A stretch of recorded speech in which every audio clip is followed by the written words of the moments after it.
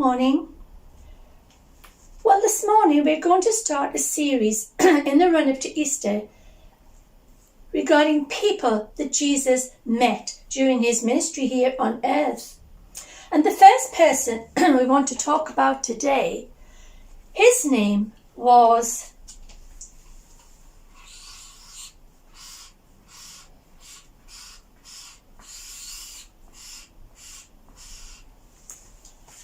Simon. There were quite a few Simons in the Bible, but this one was a Pharisee. He was rather a church person. He kept all the laws that God had made, and a few that they'd made up themselves as well. And to everybody else, he lived a fairly good life. And he'd heard about Jesus, and he thought, I think I might invite him to tea. So he did. And you know, when people used to invite people to their home in those days, they were very, very hospitable. And the first thing they would do was to get somebody, probably a servant. I put my pinny on because it's a bit messy. To bring some water. And the servant or the person themselves would wash their feet in the water, get all the muck off, all the dust, because they only wore sandals and didn't have proper roads like we do now, and a towel to dry their feet.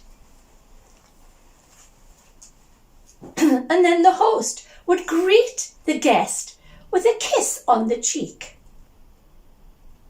And then they would provide some soothing oil to refresh them, to put on their brow. We'll just put a little bit on there. Oh, that's lovely and cool, because it was very hot where Jesus lived. But you know, Simon didn't do any of those things when Jesus arrived. And they sat down for their tea. And in those days, they didn't sit on chairs and with a table. They used to recline so that their feet were away from the table. And that's how they would get their feet washed. And during the tea, somebody else arrived. And this time, we're not even told her name. It just said,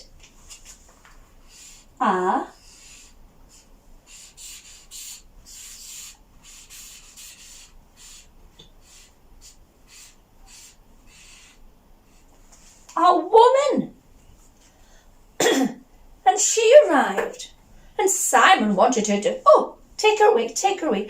No, said Jesus, because Jesus knew that she'd come for a purpose. And the lady came up to Jesus and knelt down where his feet were. And she didn't provide water. She was so upset that she cried. And the tears reached Jesus' feet. And she washed his feet in her tears. And she did that because she had done some bad things, some naughty things. And people thought that she lived rather a bad life, not a good life, like Simon the Pharisee. And you know, she didn't have a towel. And so she dried Jesus' feet with her hair. My hair's not long enough, but the lady had long hair. And she dried them with her hair. And then she kissed them. And then she brought some perfume. And she put it on Jesus' feet. To refresh them. It felt lovely.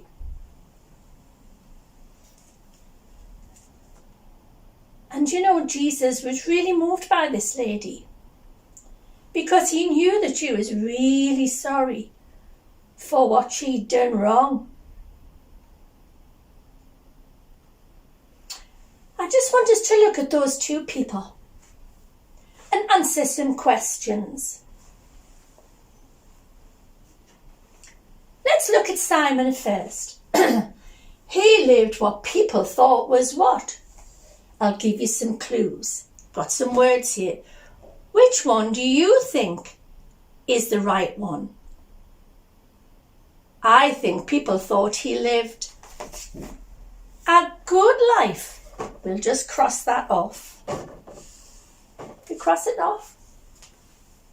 That's what people thought.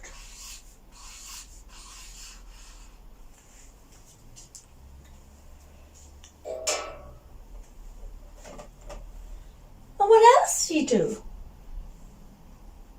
He didn't provide what for Jesus' feet? Can you see anything on there that looks as though it could be the right word?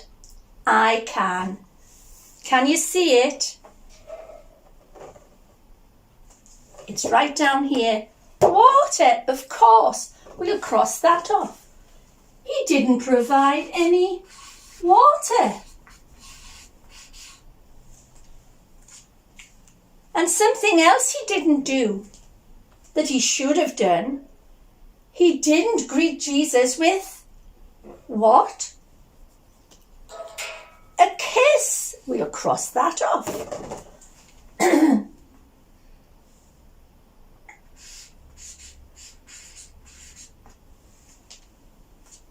And also, he didn't anoint Jesus what? With oil. What did he not do?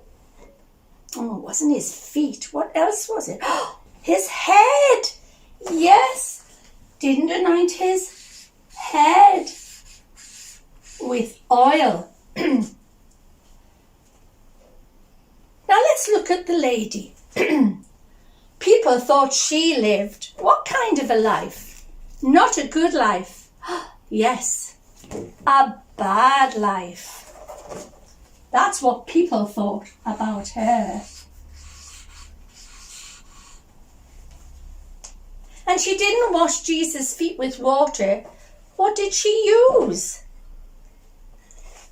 She used her tears because she was sorry.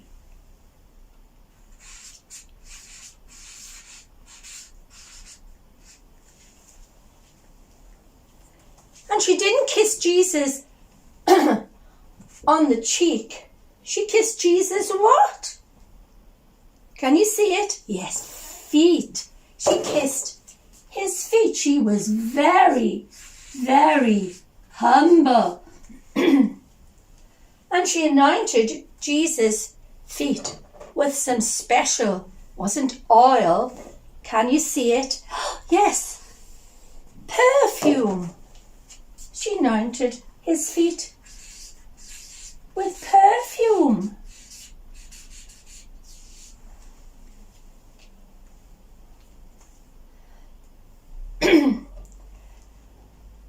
Now there's some words left on there. Some of them are not on any there just to confuse you. But you know, there's one word that we can use for both of these people. And it's on twice. Can you see it? Love. Love. And in the last question, Simon's behaviour, what did that show? It showed no love for Jesus. But the lady, her actions, her behaviour showed great love for Jesus. And you know, that's sometimes like us, isn't it?